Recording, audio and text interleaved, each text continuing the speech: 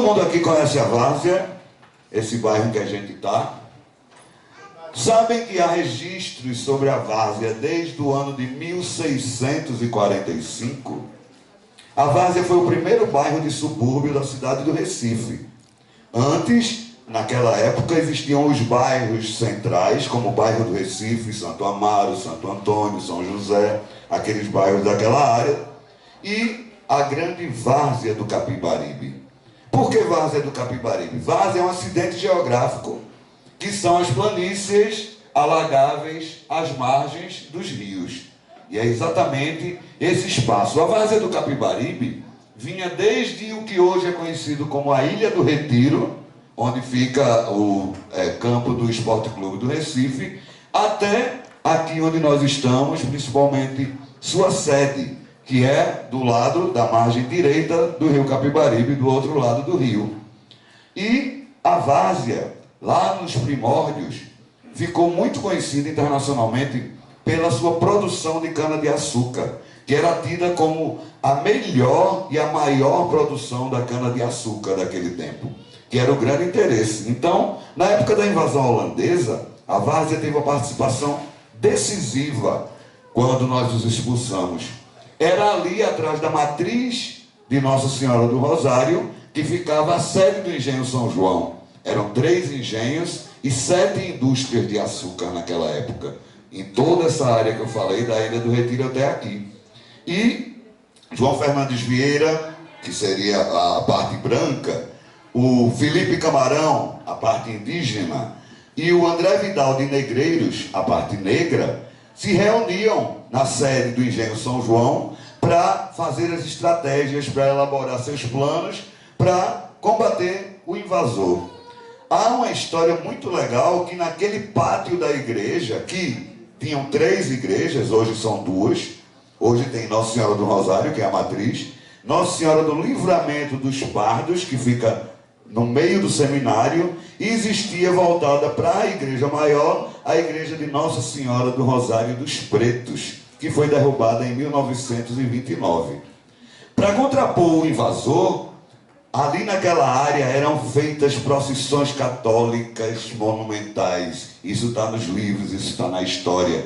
Por quê? Porque o invasor tinha como sua religião principal a religião protestante. Então, como uma forma de combater o invasor, inclusive culturalmente, grandes procissões, grandes eventos religiosos eram feitos ali naquela área. Há um pintor que veio na esquadra do Maurício de Nassau, Franz Post, que já apresentou, inclusive já houve pinturas aqui que foram apresentadas lá no Instituto Ricardo Brenan, e que tem um quadro ali que mostra bem a Várzea, mostra bem o pátio da igreja daquela época. A gente consegue ver a igreja, a nave da igreja ali, e o rio um pouco mais atrás. Há uma história muito legal, e eu não vou ser muito demorado nisso, de que um dia, isso os holandeses queriam tomar a Várzea do Capibaribe por causa da produção de açúcar, eles visavam isso. O açúcar era das especiarias, que mais valiam. Então, e aqui tinha o melhor açúcar. Nunca conseguiram entrar na Várzea, mas há uma história de que quando os homens, o João Fernandes Vieira e todas as pessoas, os homens que estavam com ele, estavam combatendo lá fora, alguns holandeses conseguiram chegar na sede do Engenho São João e raptar todas as mulheres que estavam na sede. E eles levaram para sua fortaleza, que era a Casa Forte. Então, lá ficavam os holandeses, naquela área de Casa Forte, e eles raptaram. Quando os homens voltaram, eles não demoraram. É assim que conta a história. De madrugada mesmo, agora imagine isso aqui em 1645, só cana-de-açúcar, a Mata Atlântica. Então eles bolaram um plano naquele mesmo momento, e na mesma madrugada eles foram e tomaram a Casa Forte e trouxeram de volta as suas mulheres. Então a Várzea é um lugar de uma riqueza histórica imensa. Já houve imperador que ficou sediado no pátio da igreja da Várzea, naquela época, já um pouco mais à frente, quando ele veio visitar aqui Pernambuco. A Várzea já se tornou capital de Pernambuco, quando Olinda foi incendiada. Então a sede foi transferida justamente para o pátio da igreja de Nossa Senhora do Rosário. Então, vocês pisam num solo que não só cultural e muito cultural e multicultural, mas um solo muito histórico, um solo que tem muito a contar sobre Pernambuco, e não só sobre Pernambuco, sobre o Brasil. Mas a gente também está aqui para falar de maracatu. Dia 1º, Dia Nacional do Maracatu. A gente tem muita honra de estar aqui fazendo a representação de todos os maracatus de Pernambuco, do Brasil e do mundo. E vamos apresentar um pouquinho do que é maracatu. Maracatu tem aproximadamente 300 anos de criação, 300 anos de existência. Ele foi criado nas senzalas aqui, principalmente nos arredores de Recife, como uma forma de brincadeira, mas não era uma brincadeira. Por quê? As pessoas escravizadas que vieram trazidas à força da África, vieram por suas nações inteiras. Tinham entre eles cortes, tinham entre eles seus reis, sua rainha, seus sacerdotes, e todos estavam aqui sofrendo violência, todos estavam aqui trabalhando forçadamente. E o que é que fizeram então? De uma forma de recoroar seu rei, recoroar sua rainha, se sentir um pouco mais digno dentro de sua história, de todo o seu passado, eles criaram o maracatu como uma forma de brincadeira, um batuque. O nome maracatu tem muitas versões da origem, mas em princípio é a que eu mais acho que vale, que seria a onomatopeia do som do caixa de guerra, maracatu, maracatu, maracatu, maracatu. Mas era um termo usado também para ajuntamento de negros, isso aí já com muito preconceito em cima. E os grupos que foram se formando dentro das senzalas, eles pediam para coroar seu rei e sua rainha na frente de uma igreja católica. Vendo isso, os senhores de engenho achavam, primeiro, é uma brincadeira, segundo, estão reverenciando nossa religião. Então, uma coisa que explica, por exemplo, as roupas pesadas que os maracatus têm, as roupas pesadas que andam nas avenidas, né, com veludo, aquelas saias, seriam que os senhores de engenho, né, as senhoras de engenho, doavam roupas para que eles pudessem fazer sua brincadeira. E daí eles desenvolveram o maracatu, e daí eles coroaram novamente seus reis e suas rainhas, e essa tradição chega até hoje. O maracatu, originalmente, era composto de 4 instrumentos principais, e a gente vai ouvir um pouquinho de cada um deles. O primeiro instrumento e o principal é o que é a voz do maracatu. Quando a gente escuta, a gente já sabe, está tocando o maracatu, que é o gongue.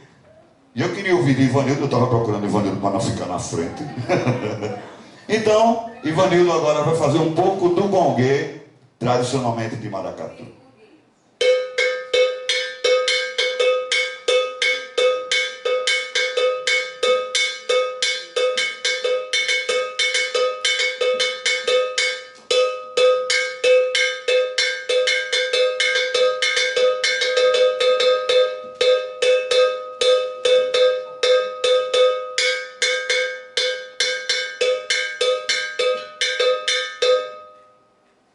Uma saudação para Ivanildo.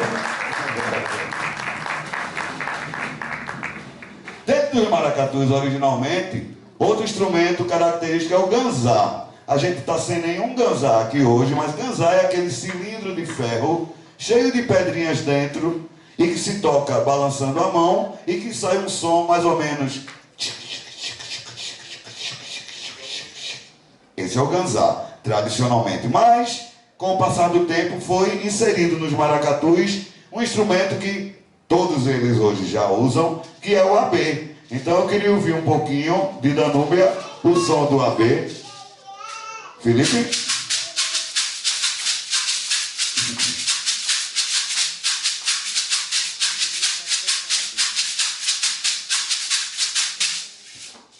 Por favor, uma saudação, Danúbia, Felipe.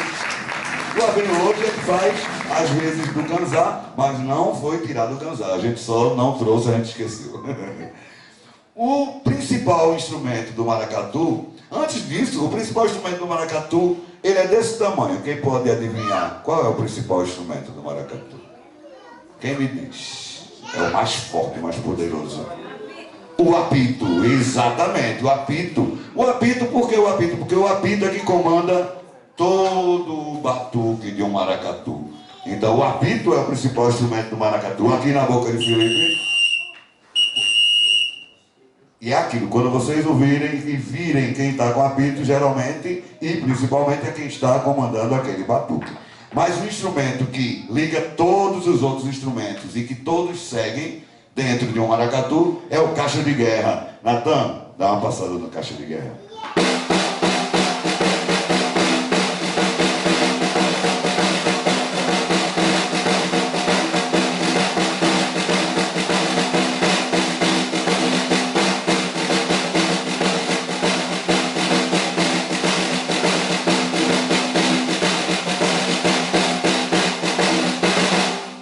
Uma saudação.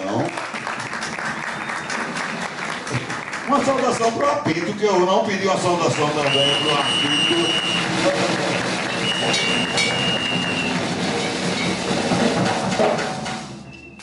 Dentro dos instrumentos que foram inseridos, com o passar do tempo, também a gente trouxe aqui um que todos os maracatus hoje em dia usam, que é o timbal. Ele tradicionalmente não é um instrumento de maracatu, mas agora todos usam, e principalmente quando a gente faz toques de orixá.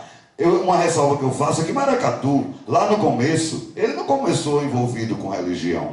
E se a gente pensar, poderia dizer que foi com a religião cristã, com a religião católica, já que eles coroavam seus reis e suas rainhas diante de uma igreja católica.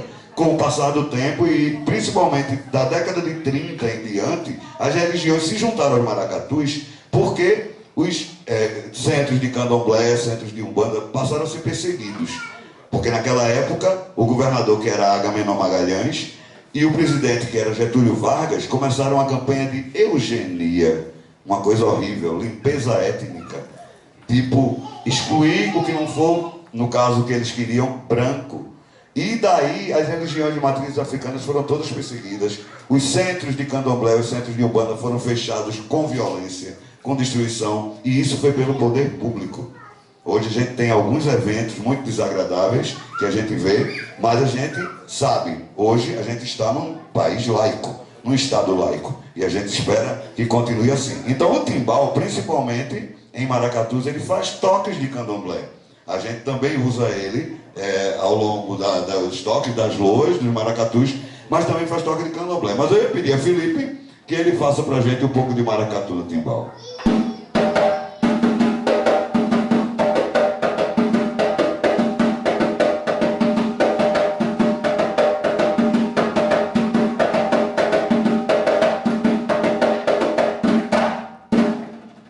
Uma saudação para Felipe.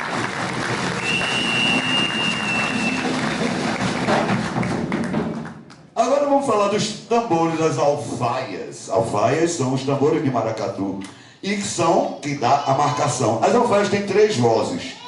Uma é a marcante, a outra é a meião e a outra é a viradora.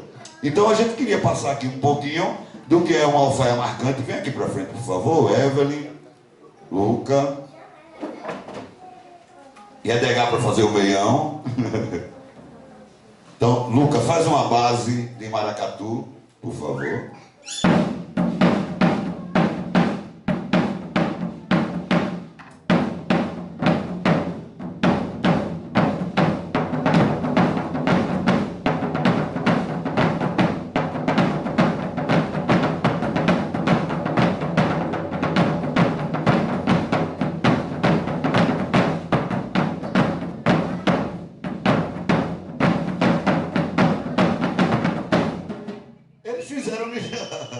Eles misturaram, que eu queria que vocês vissem a distinção de cada um. Então, ele fez a base, ela fez o virador, ele fez ali o meião. Vamos ouvir o meião sozinho e depois o virador sozinho? Para vocês sentirem a diferença.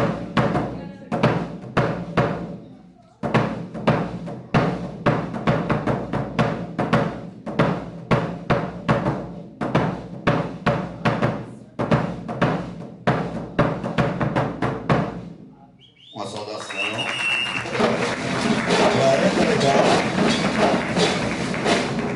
Então aqui Luca, Edgar, e agora a presença feminina nas alfaias aqui na frente, ela vai fazer o tambor virador. Por favor, Evelyn.